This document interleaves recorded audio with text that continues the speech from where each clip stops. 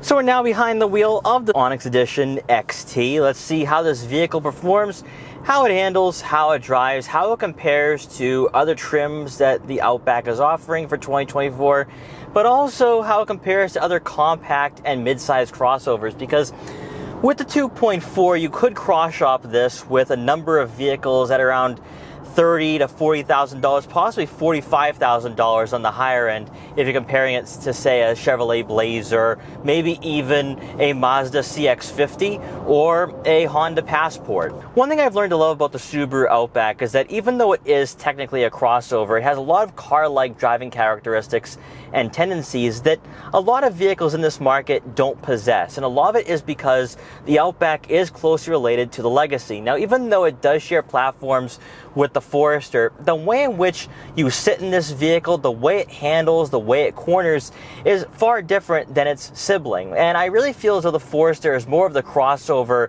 in the family, whereas the Outback is kind of a lifted station wagon, which I think is one of the reasons why some people buy them, because it's different, but also it is car-like. It doesn't really fall under the same category as being a boxy, lifted vehicle that everyone else on the roadways is driving. And when you are on a twisty or winding back road or on a rotary like this, you're going to feel pretty connected to the roadways, relatively speaking. Even though you do have 8.7 inches of ground clearance, there is a nice lower center of gravity that comes along with the Outback, where there is some sense of agility and some sense of enjoyment that maybe you're not going to find with some competitors. Now, one thing I did talk about earlier on in this video is the fact that the Outback isn't as practical as a Honda CR-V, Toyota RAV4, and even a Volkswagen Tiguan.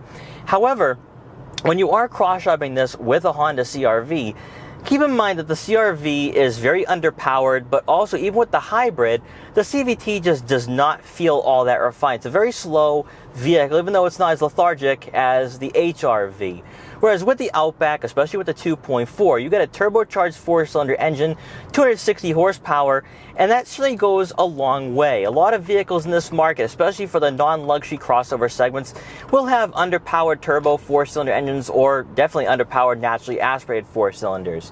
Now, if you're somebody that's strictly looking at buying an Onyx Edition, I would definitely lean more towards the 2.4, but I'm talking as an enthusiast there. The 2.5, I think, provides an adequate amount of power, but the 2.4 with 260 horsepower is just that much better.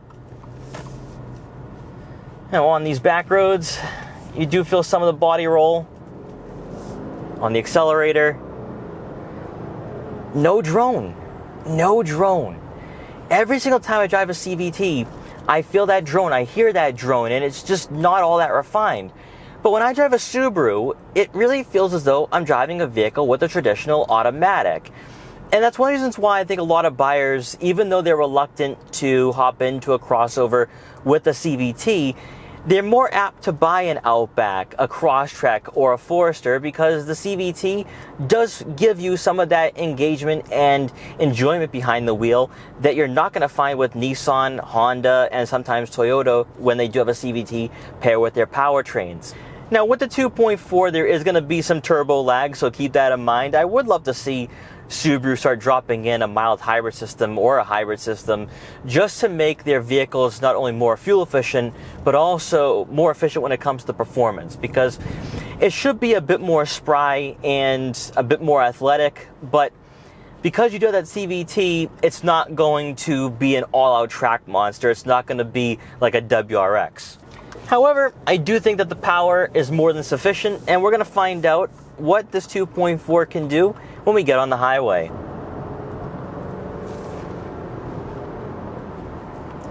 Already at highway speeds, fantastic. You certainly have plenty of passing power, a good amount of mid-range torque, but you definitely experience that turbo lag for sure. Now, at highway speeds, and this is one thing I've really loved about Subarus as of late, especially with the Subaru Global Platform, is that interior insulation is pretty good. Now, of course, we do have larger tires on this Outback, so that will take away from some of that quietness because you are going to hear some of that road noise. But when you are on back roads or suburban roads or in the city, it does feel pretty refined and quiet. Once again, no droning. In fact, this powertrain is pretty quiet. for a turbo.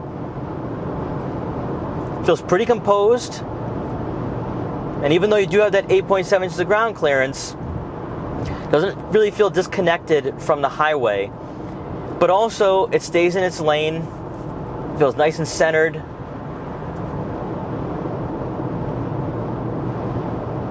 And more importantly, it feels very smooth.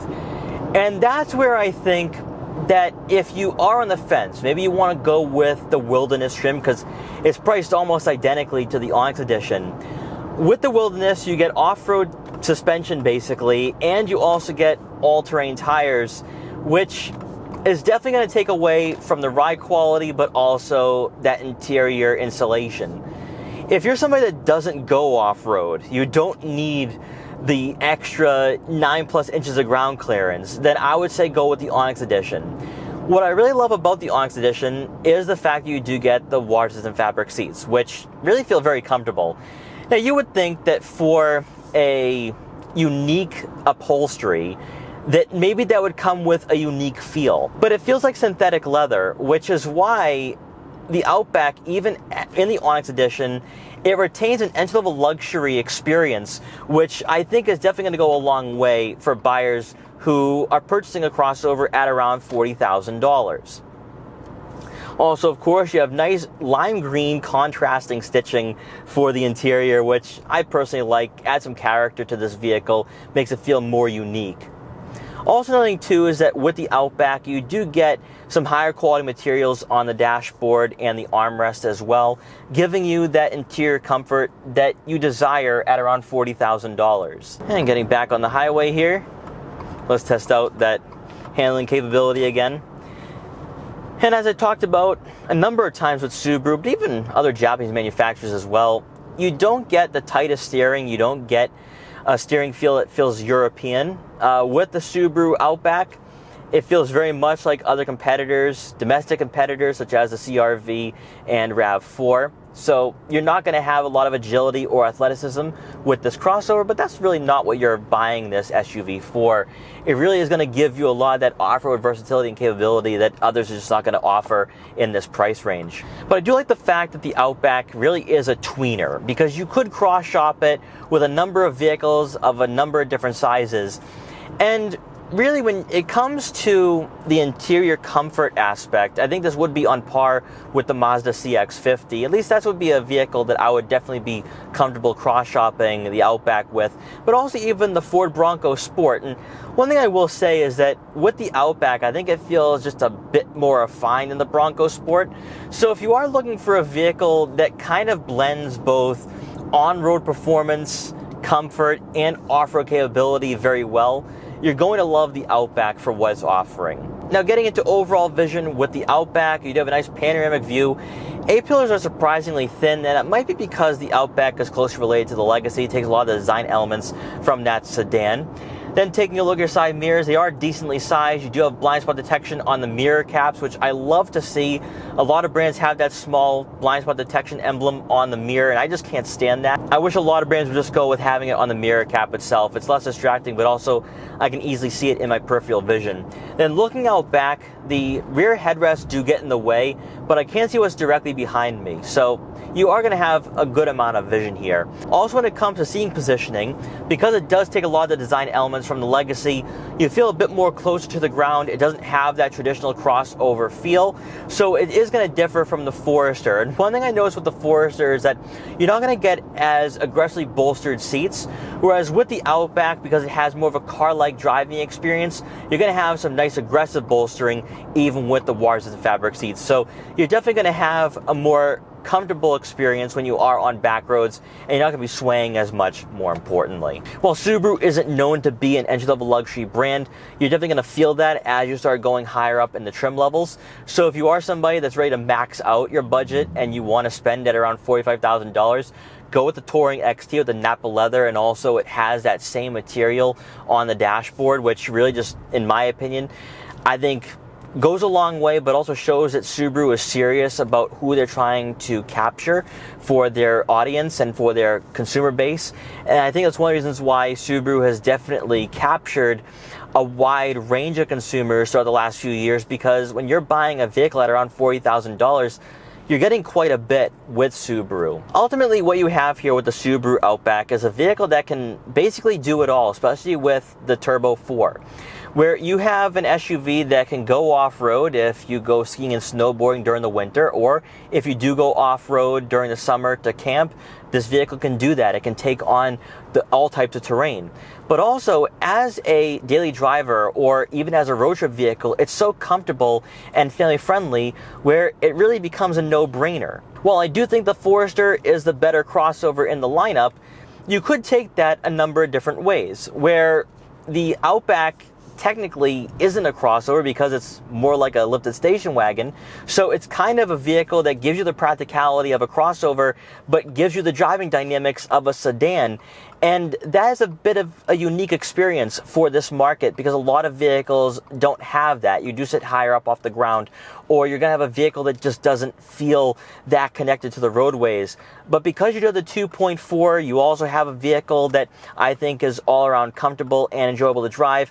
This just becomes a great all-around daily driver. And like I said, for other Subarus as well, it's a jack of all trades and really a master of many because of what it can do.